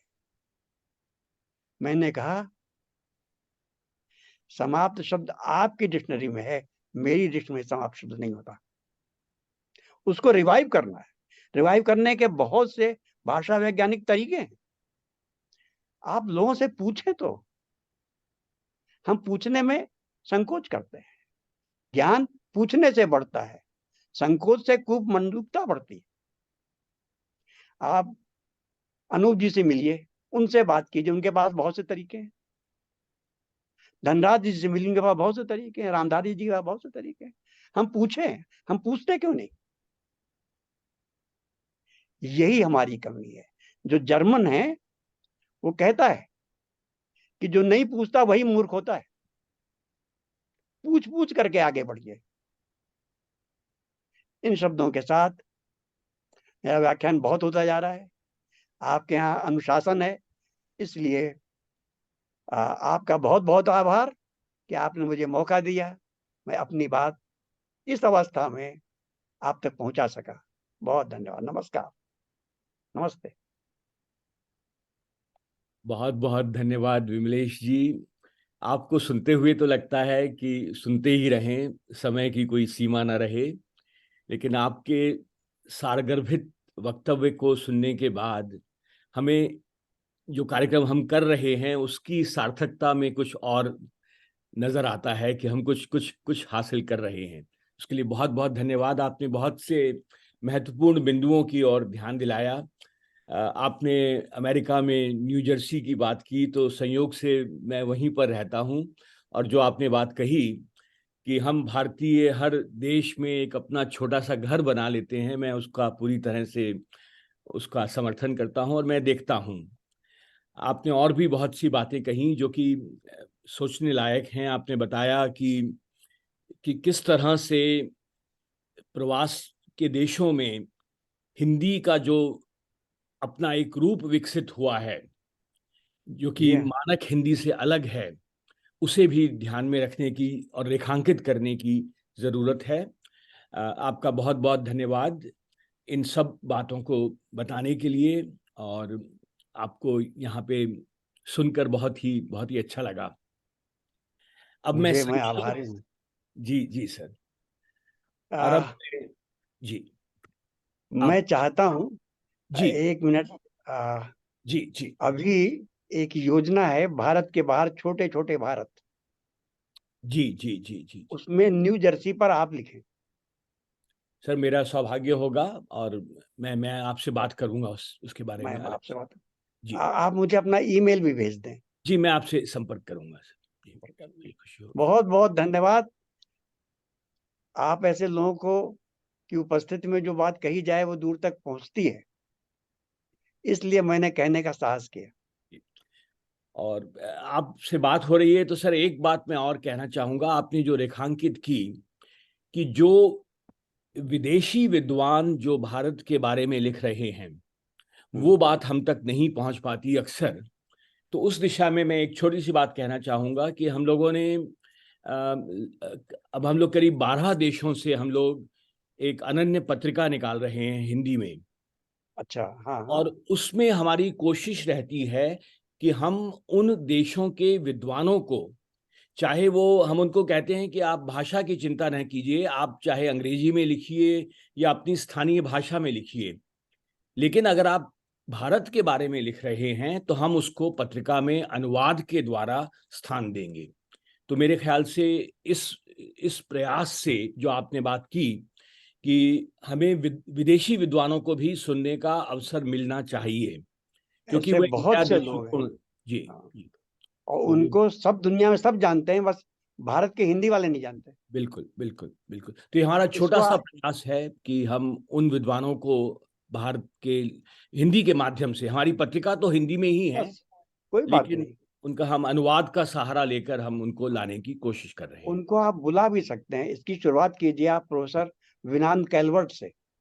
जी, विनान कैलवर्ट वो उन विद्वानों में हैं जिन्होंने भारतीय ज्ञान मार्गी शाखा के कवियों पर जितना काम किया है दुनिया में किसी ने नहीं किया। उनकी गोष्ठियां मैंने देखी हैं। बेल्जियम में है, वियना में है, ऐसे ऐसे बहुत से लोग हैं। मैं आपको सबके संपर्क सूत्र दे सकता हूँ, मैं सबसे जुड़ा, क्योंकि वो एक नया दृष्टिकोण लेकर आते हैं। वो नया आयाम है, वो आयाम नया है। आयाम। जी जी बिल्कुल सहमत हूँ मैं आपसे। सर माफी चाहूंगी, उस पत्रिका की सूचना हमें दें, कहाँ से मिल सकती है? जी पत्रिका जी का नाम और हाँ जी उसका मैं आपको बताऊंगा, लेकिन एक बड़ा सरल सा है, अनन्य ANANYA.world। आप जाइए तो वहां पे आप, ये भारतीय कौंसल आवास न्यूयॉर्क के सौजन्य से हम लोगों ने शुरू की है। और अभी वहाँ रणधीर जी हैं कि नहीं? रणधीर जायसवाल जी हैं सर, अभी हैं अभी ये। हैं। अच्छा, जी जी। वो दक्षिण अफ्रीका में भी थे अच्छा अच्छा और अच्छा। हिंदी के बड़े प्रमोटर हैं वो।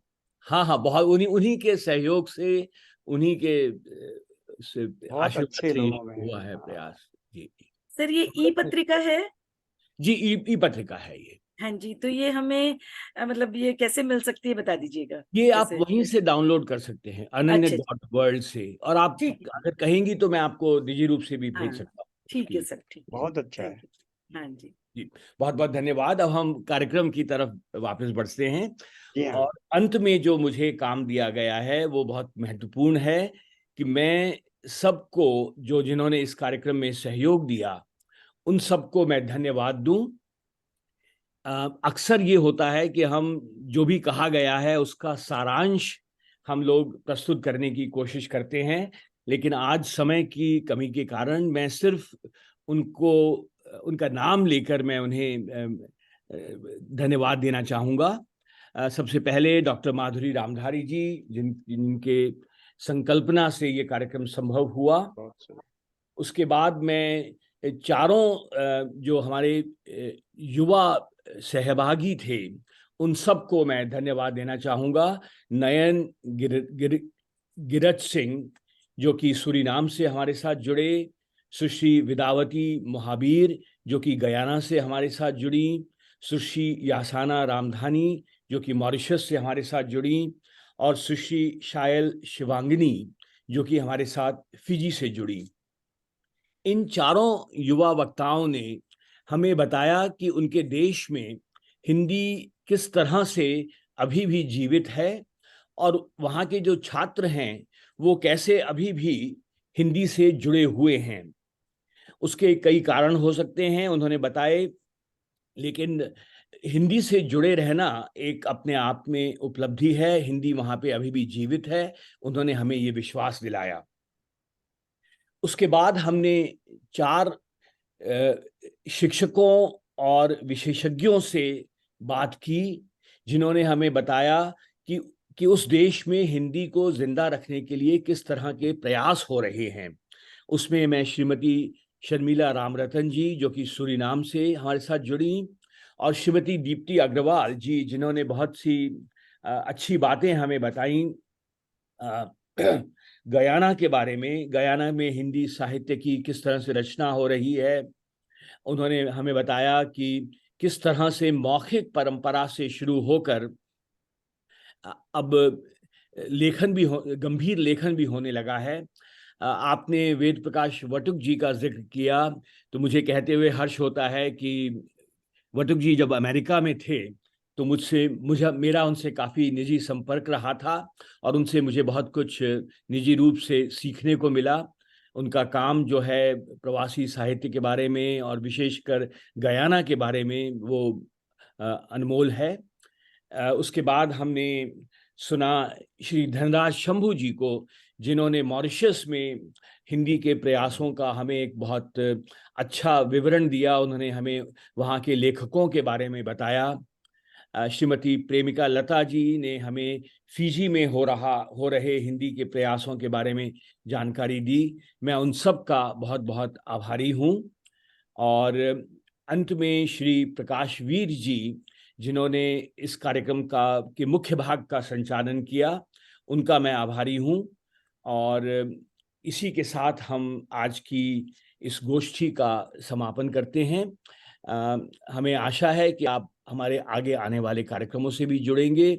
आप सबके सुझावों का स्वागत है, और आप सबके सहयोग के लिए बहुत बहुत धन्यवाद। नमस्कार। बहुत धन्यवाद। धन्यवाद सर, धन्यवाद। माधुरी जी का भी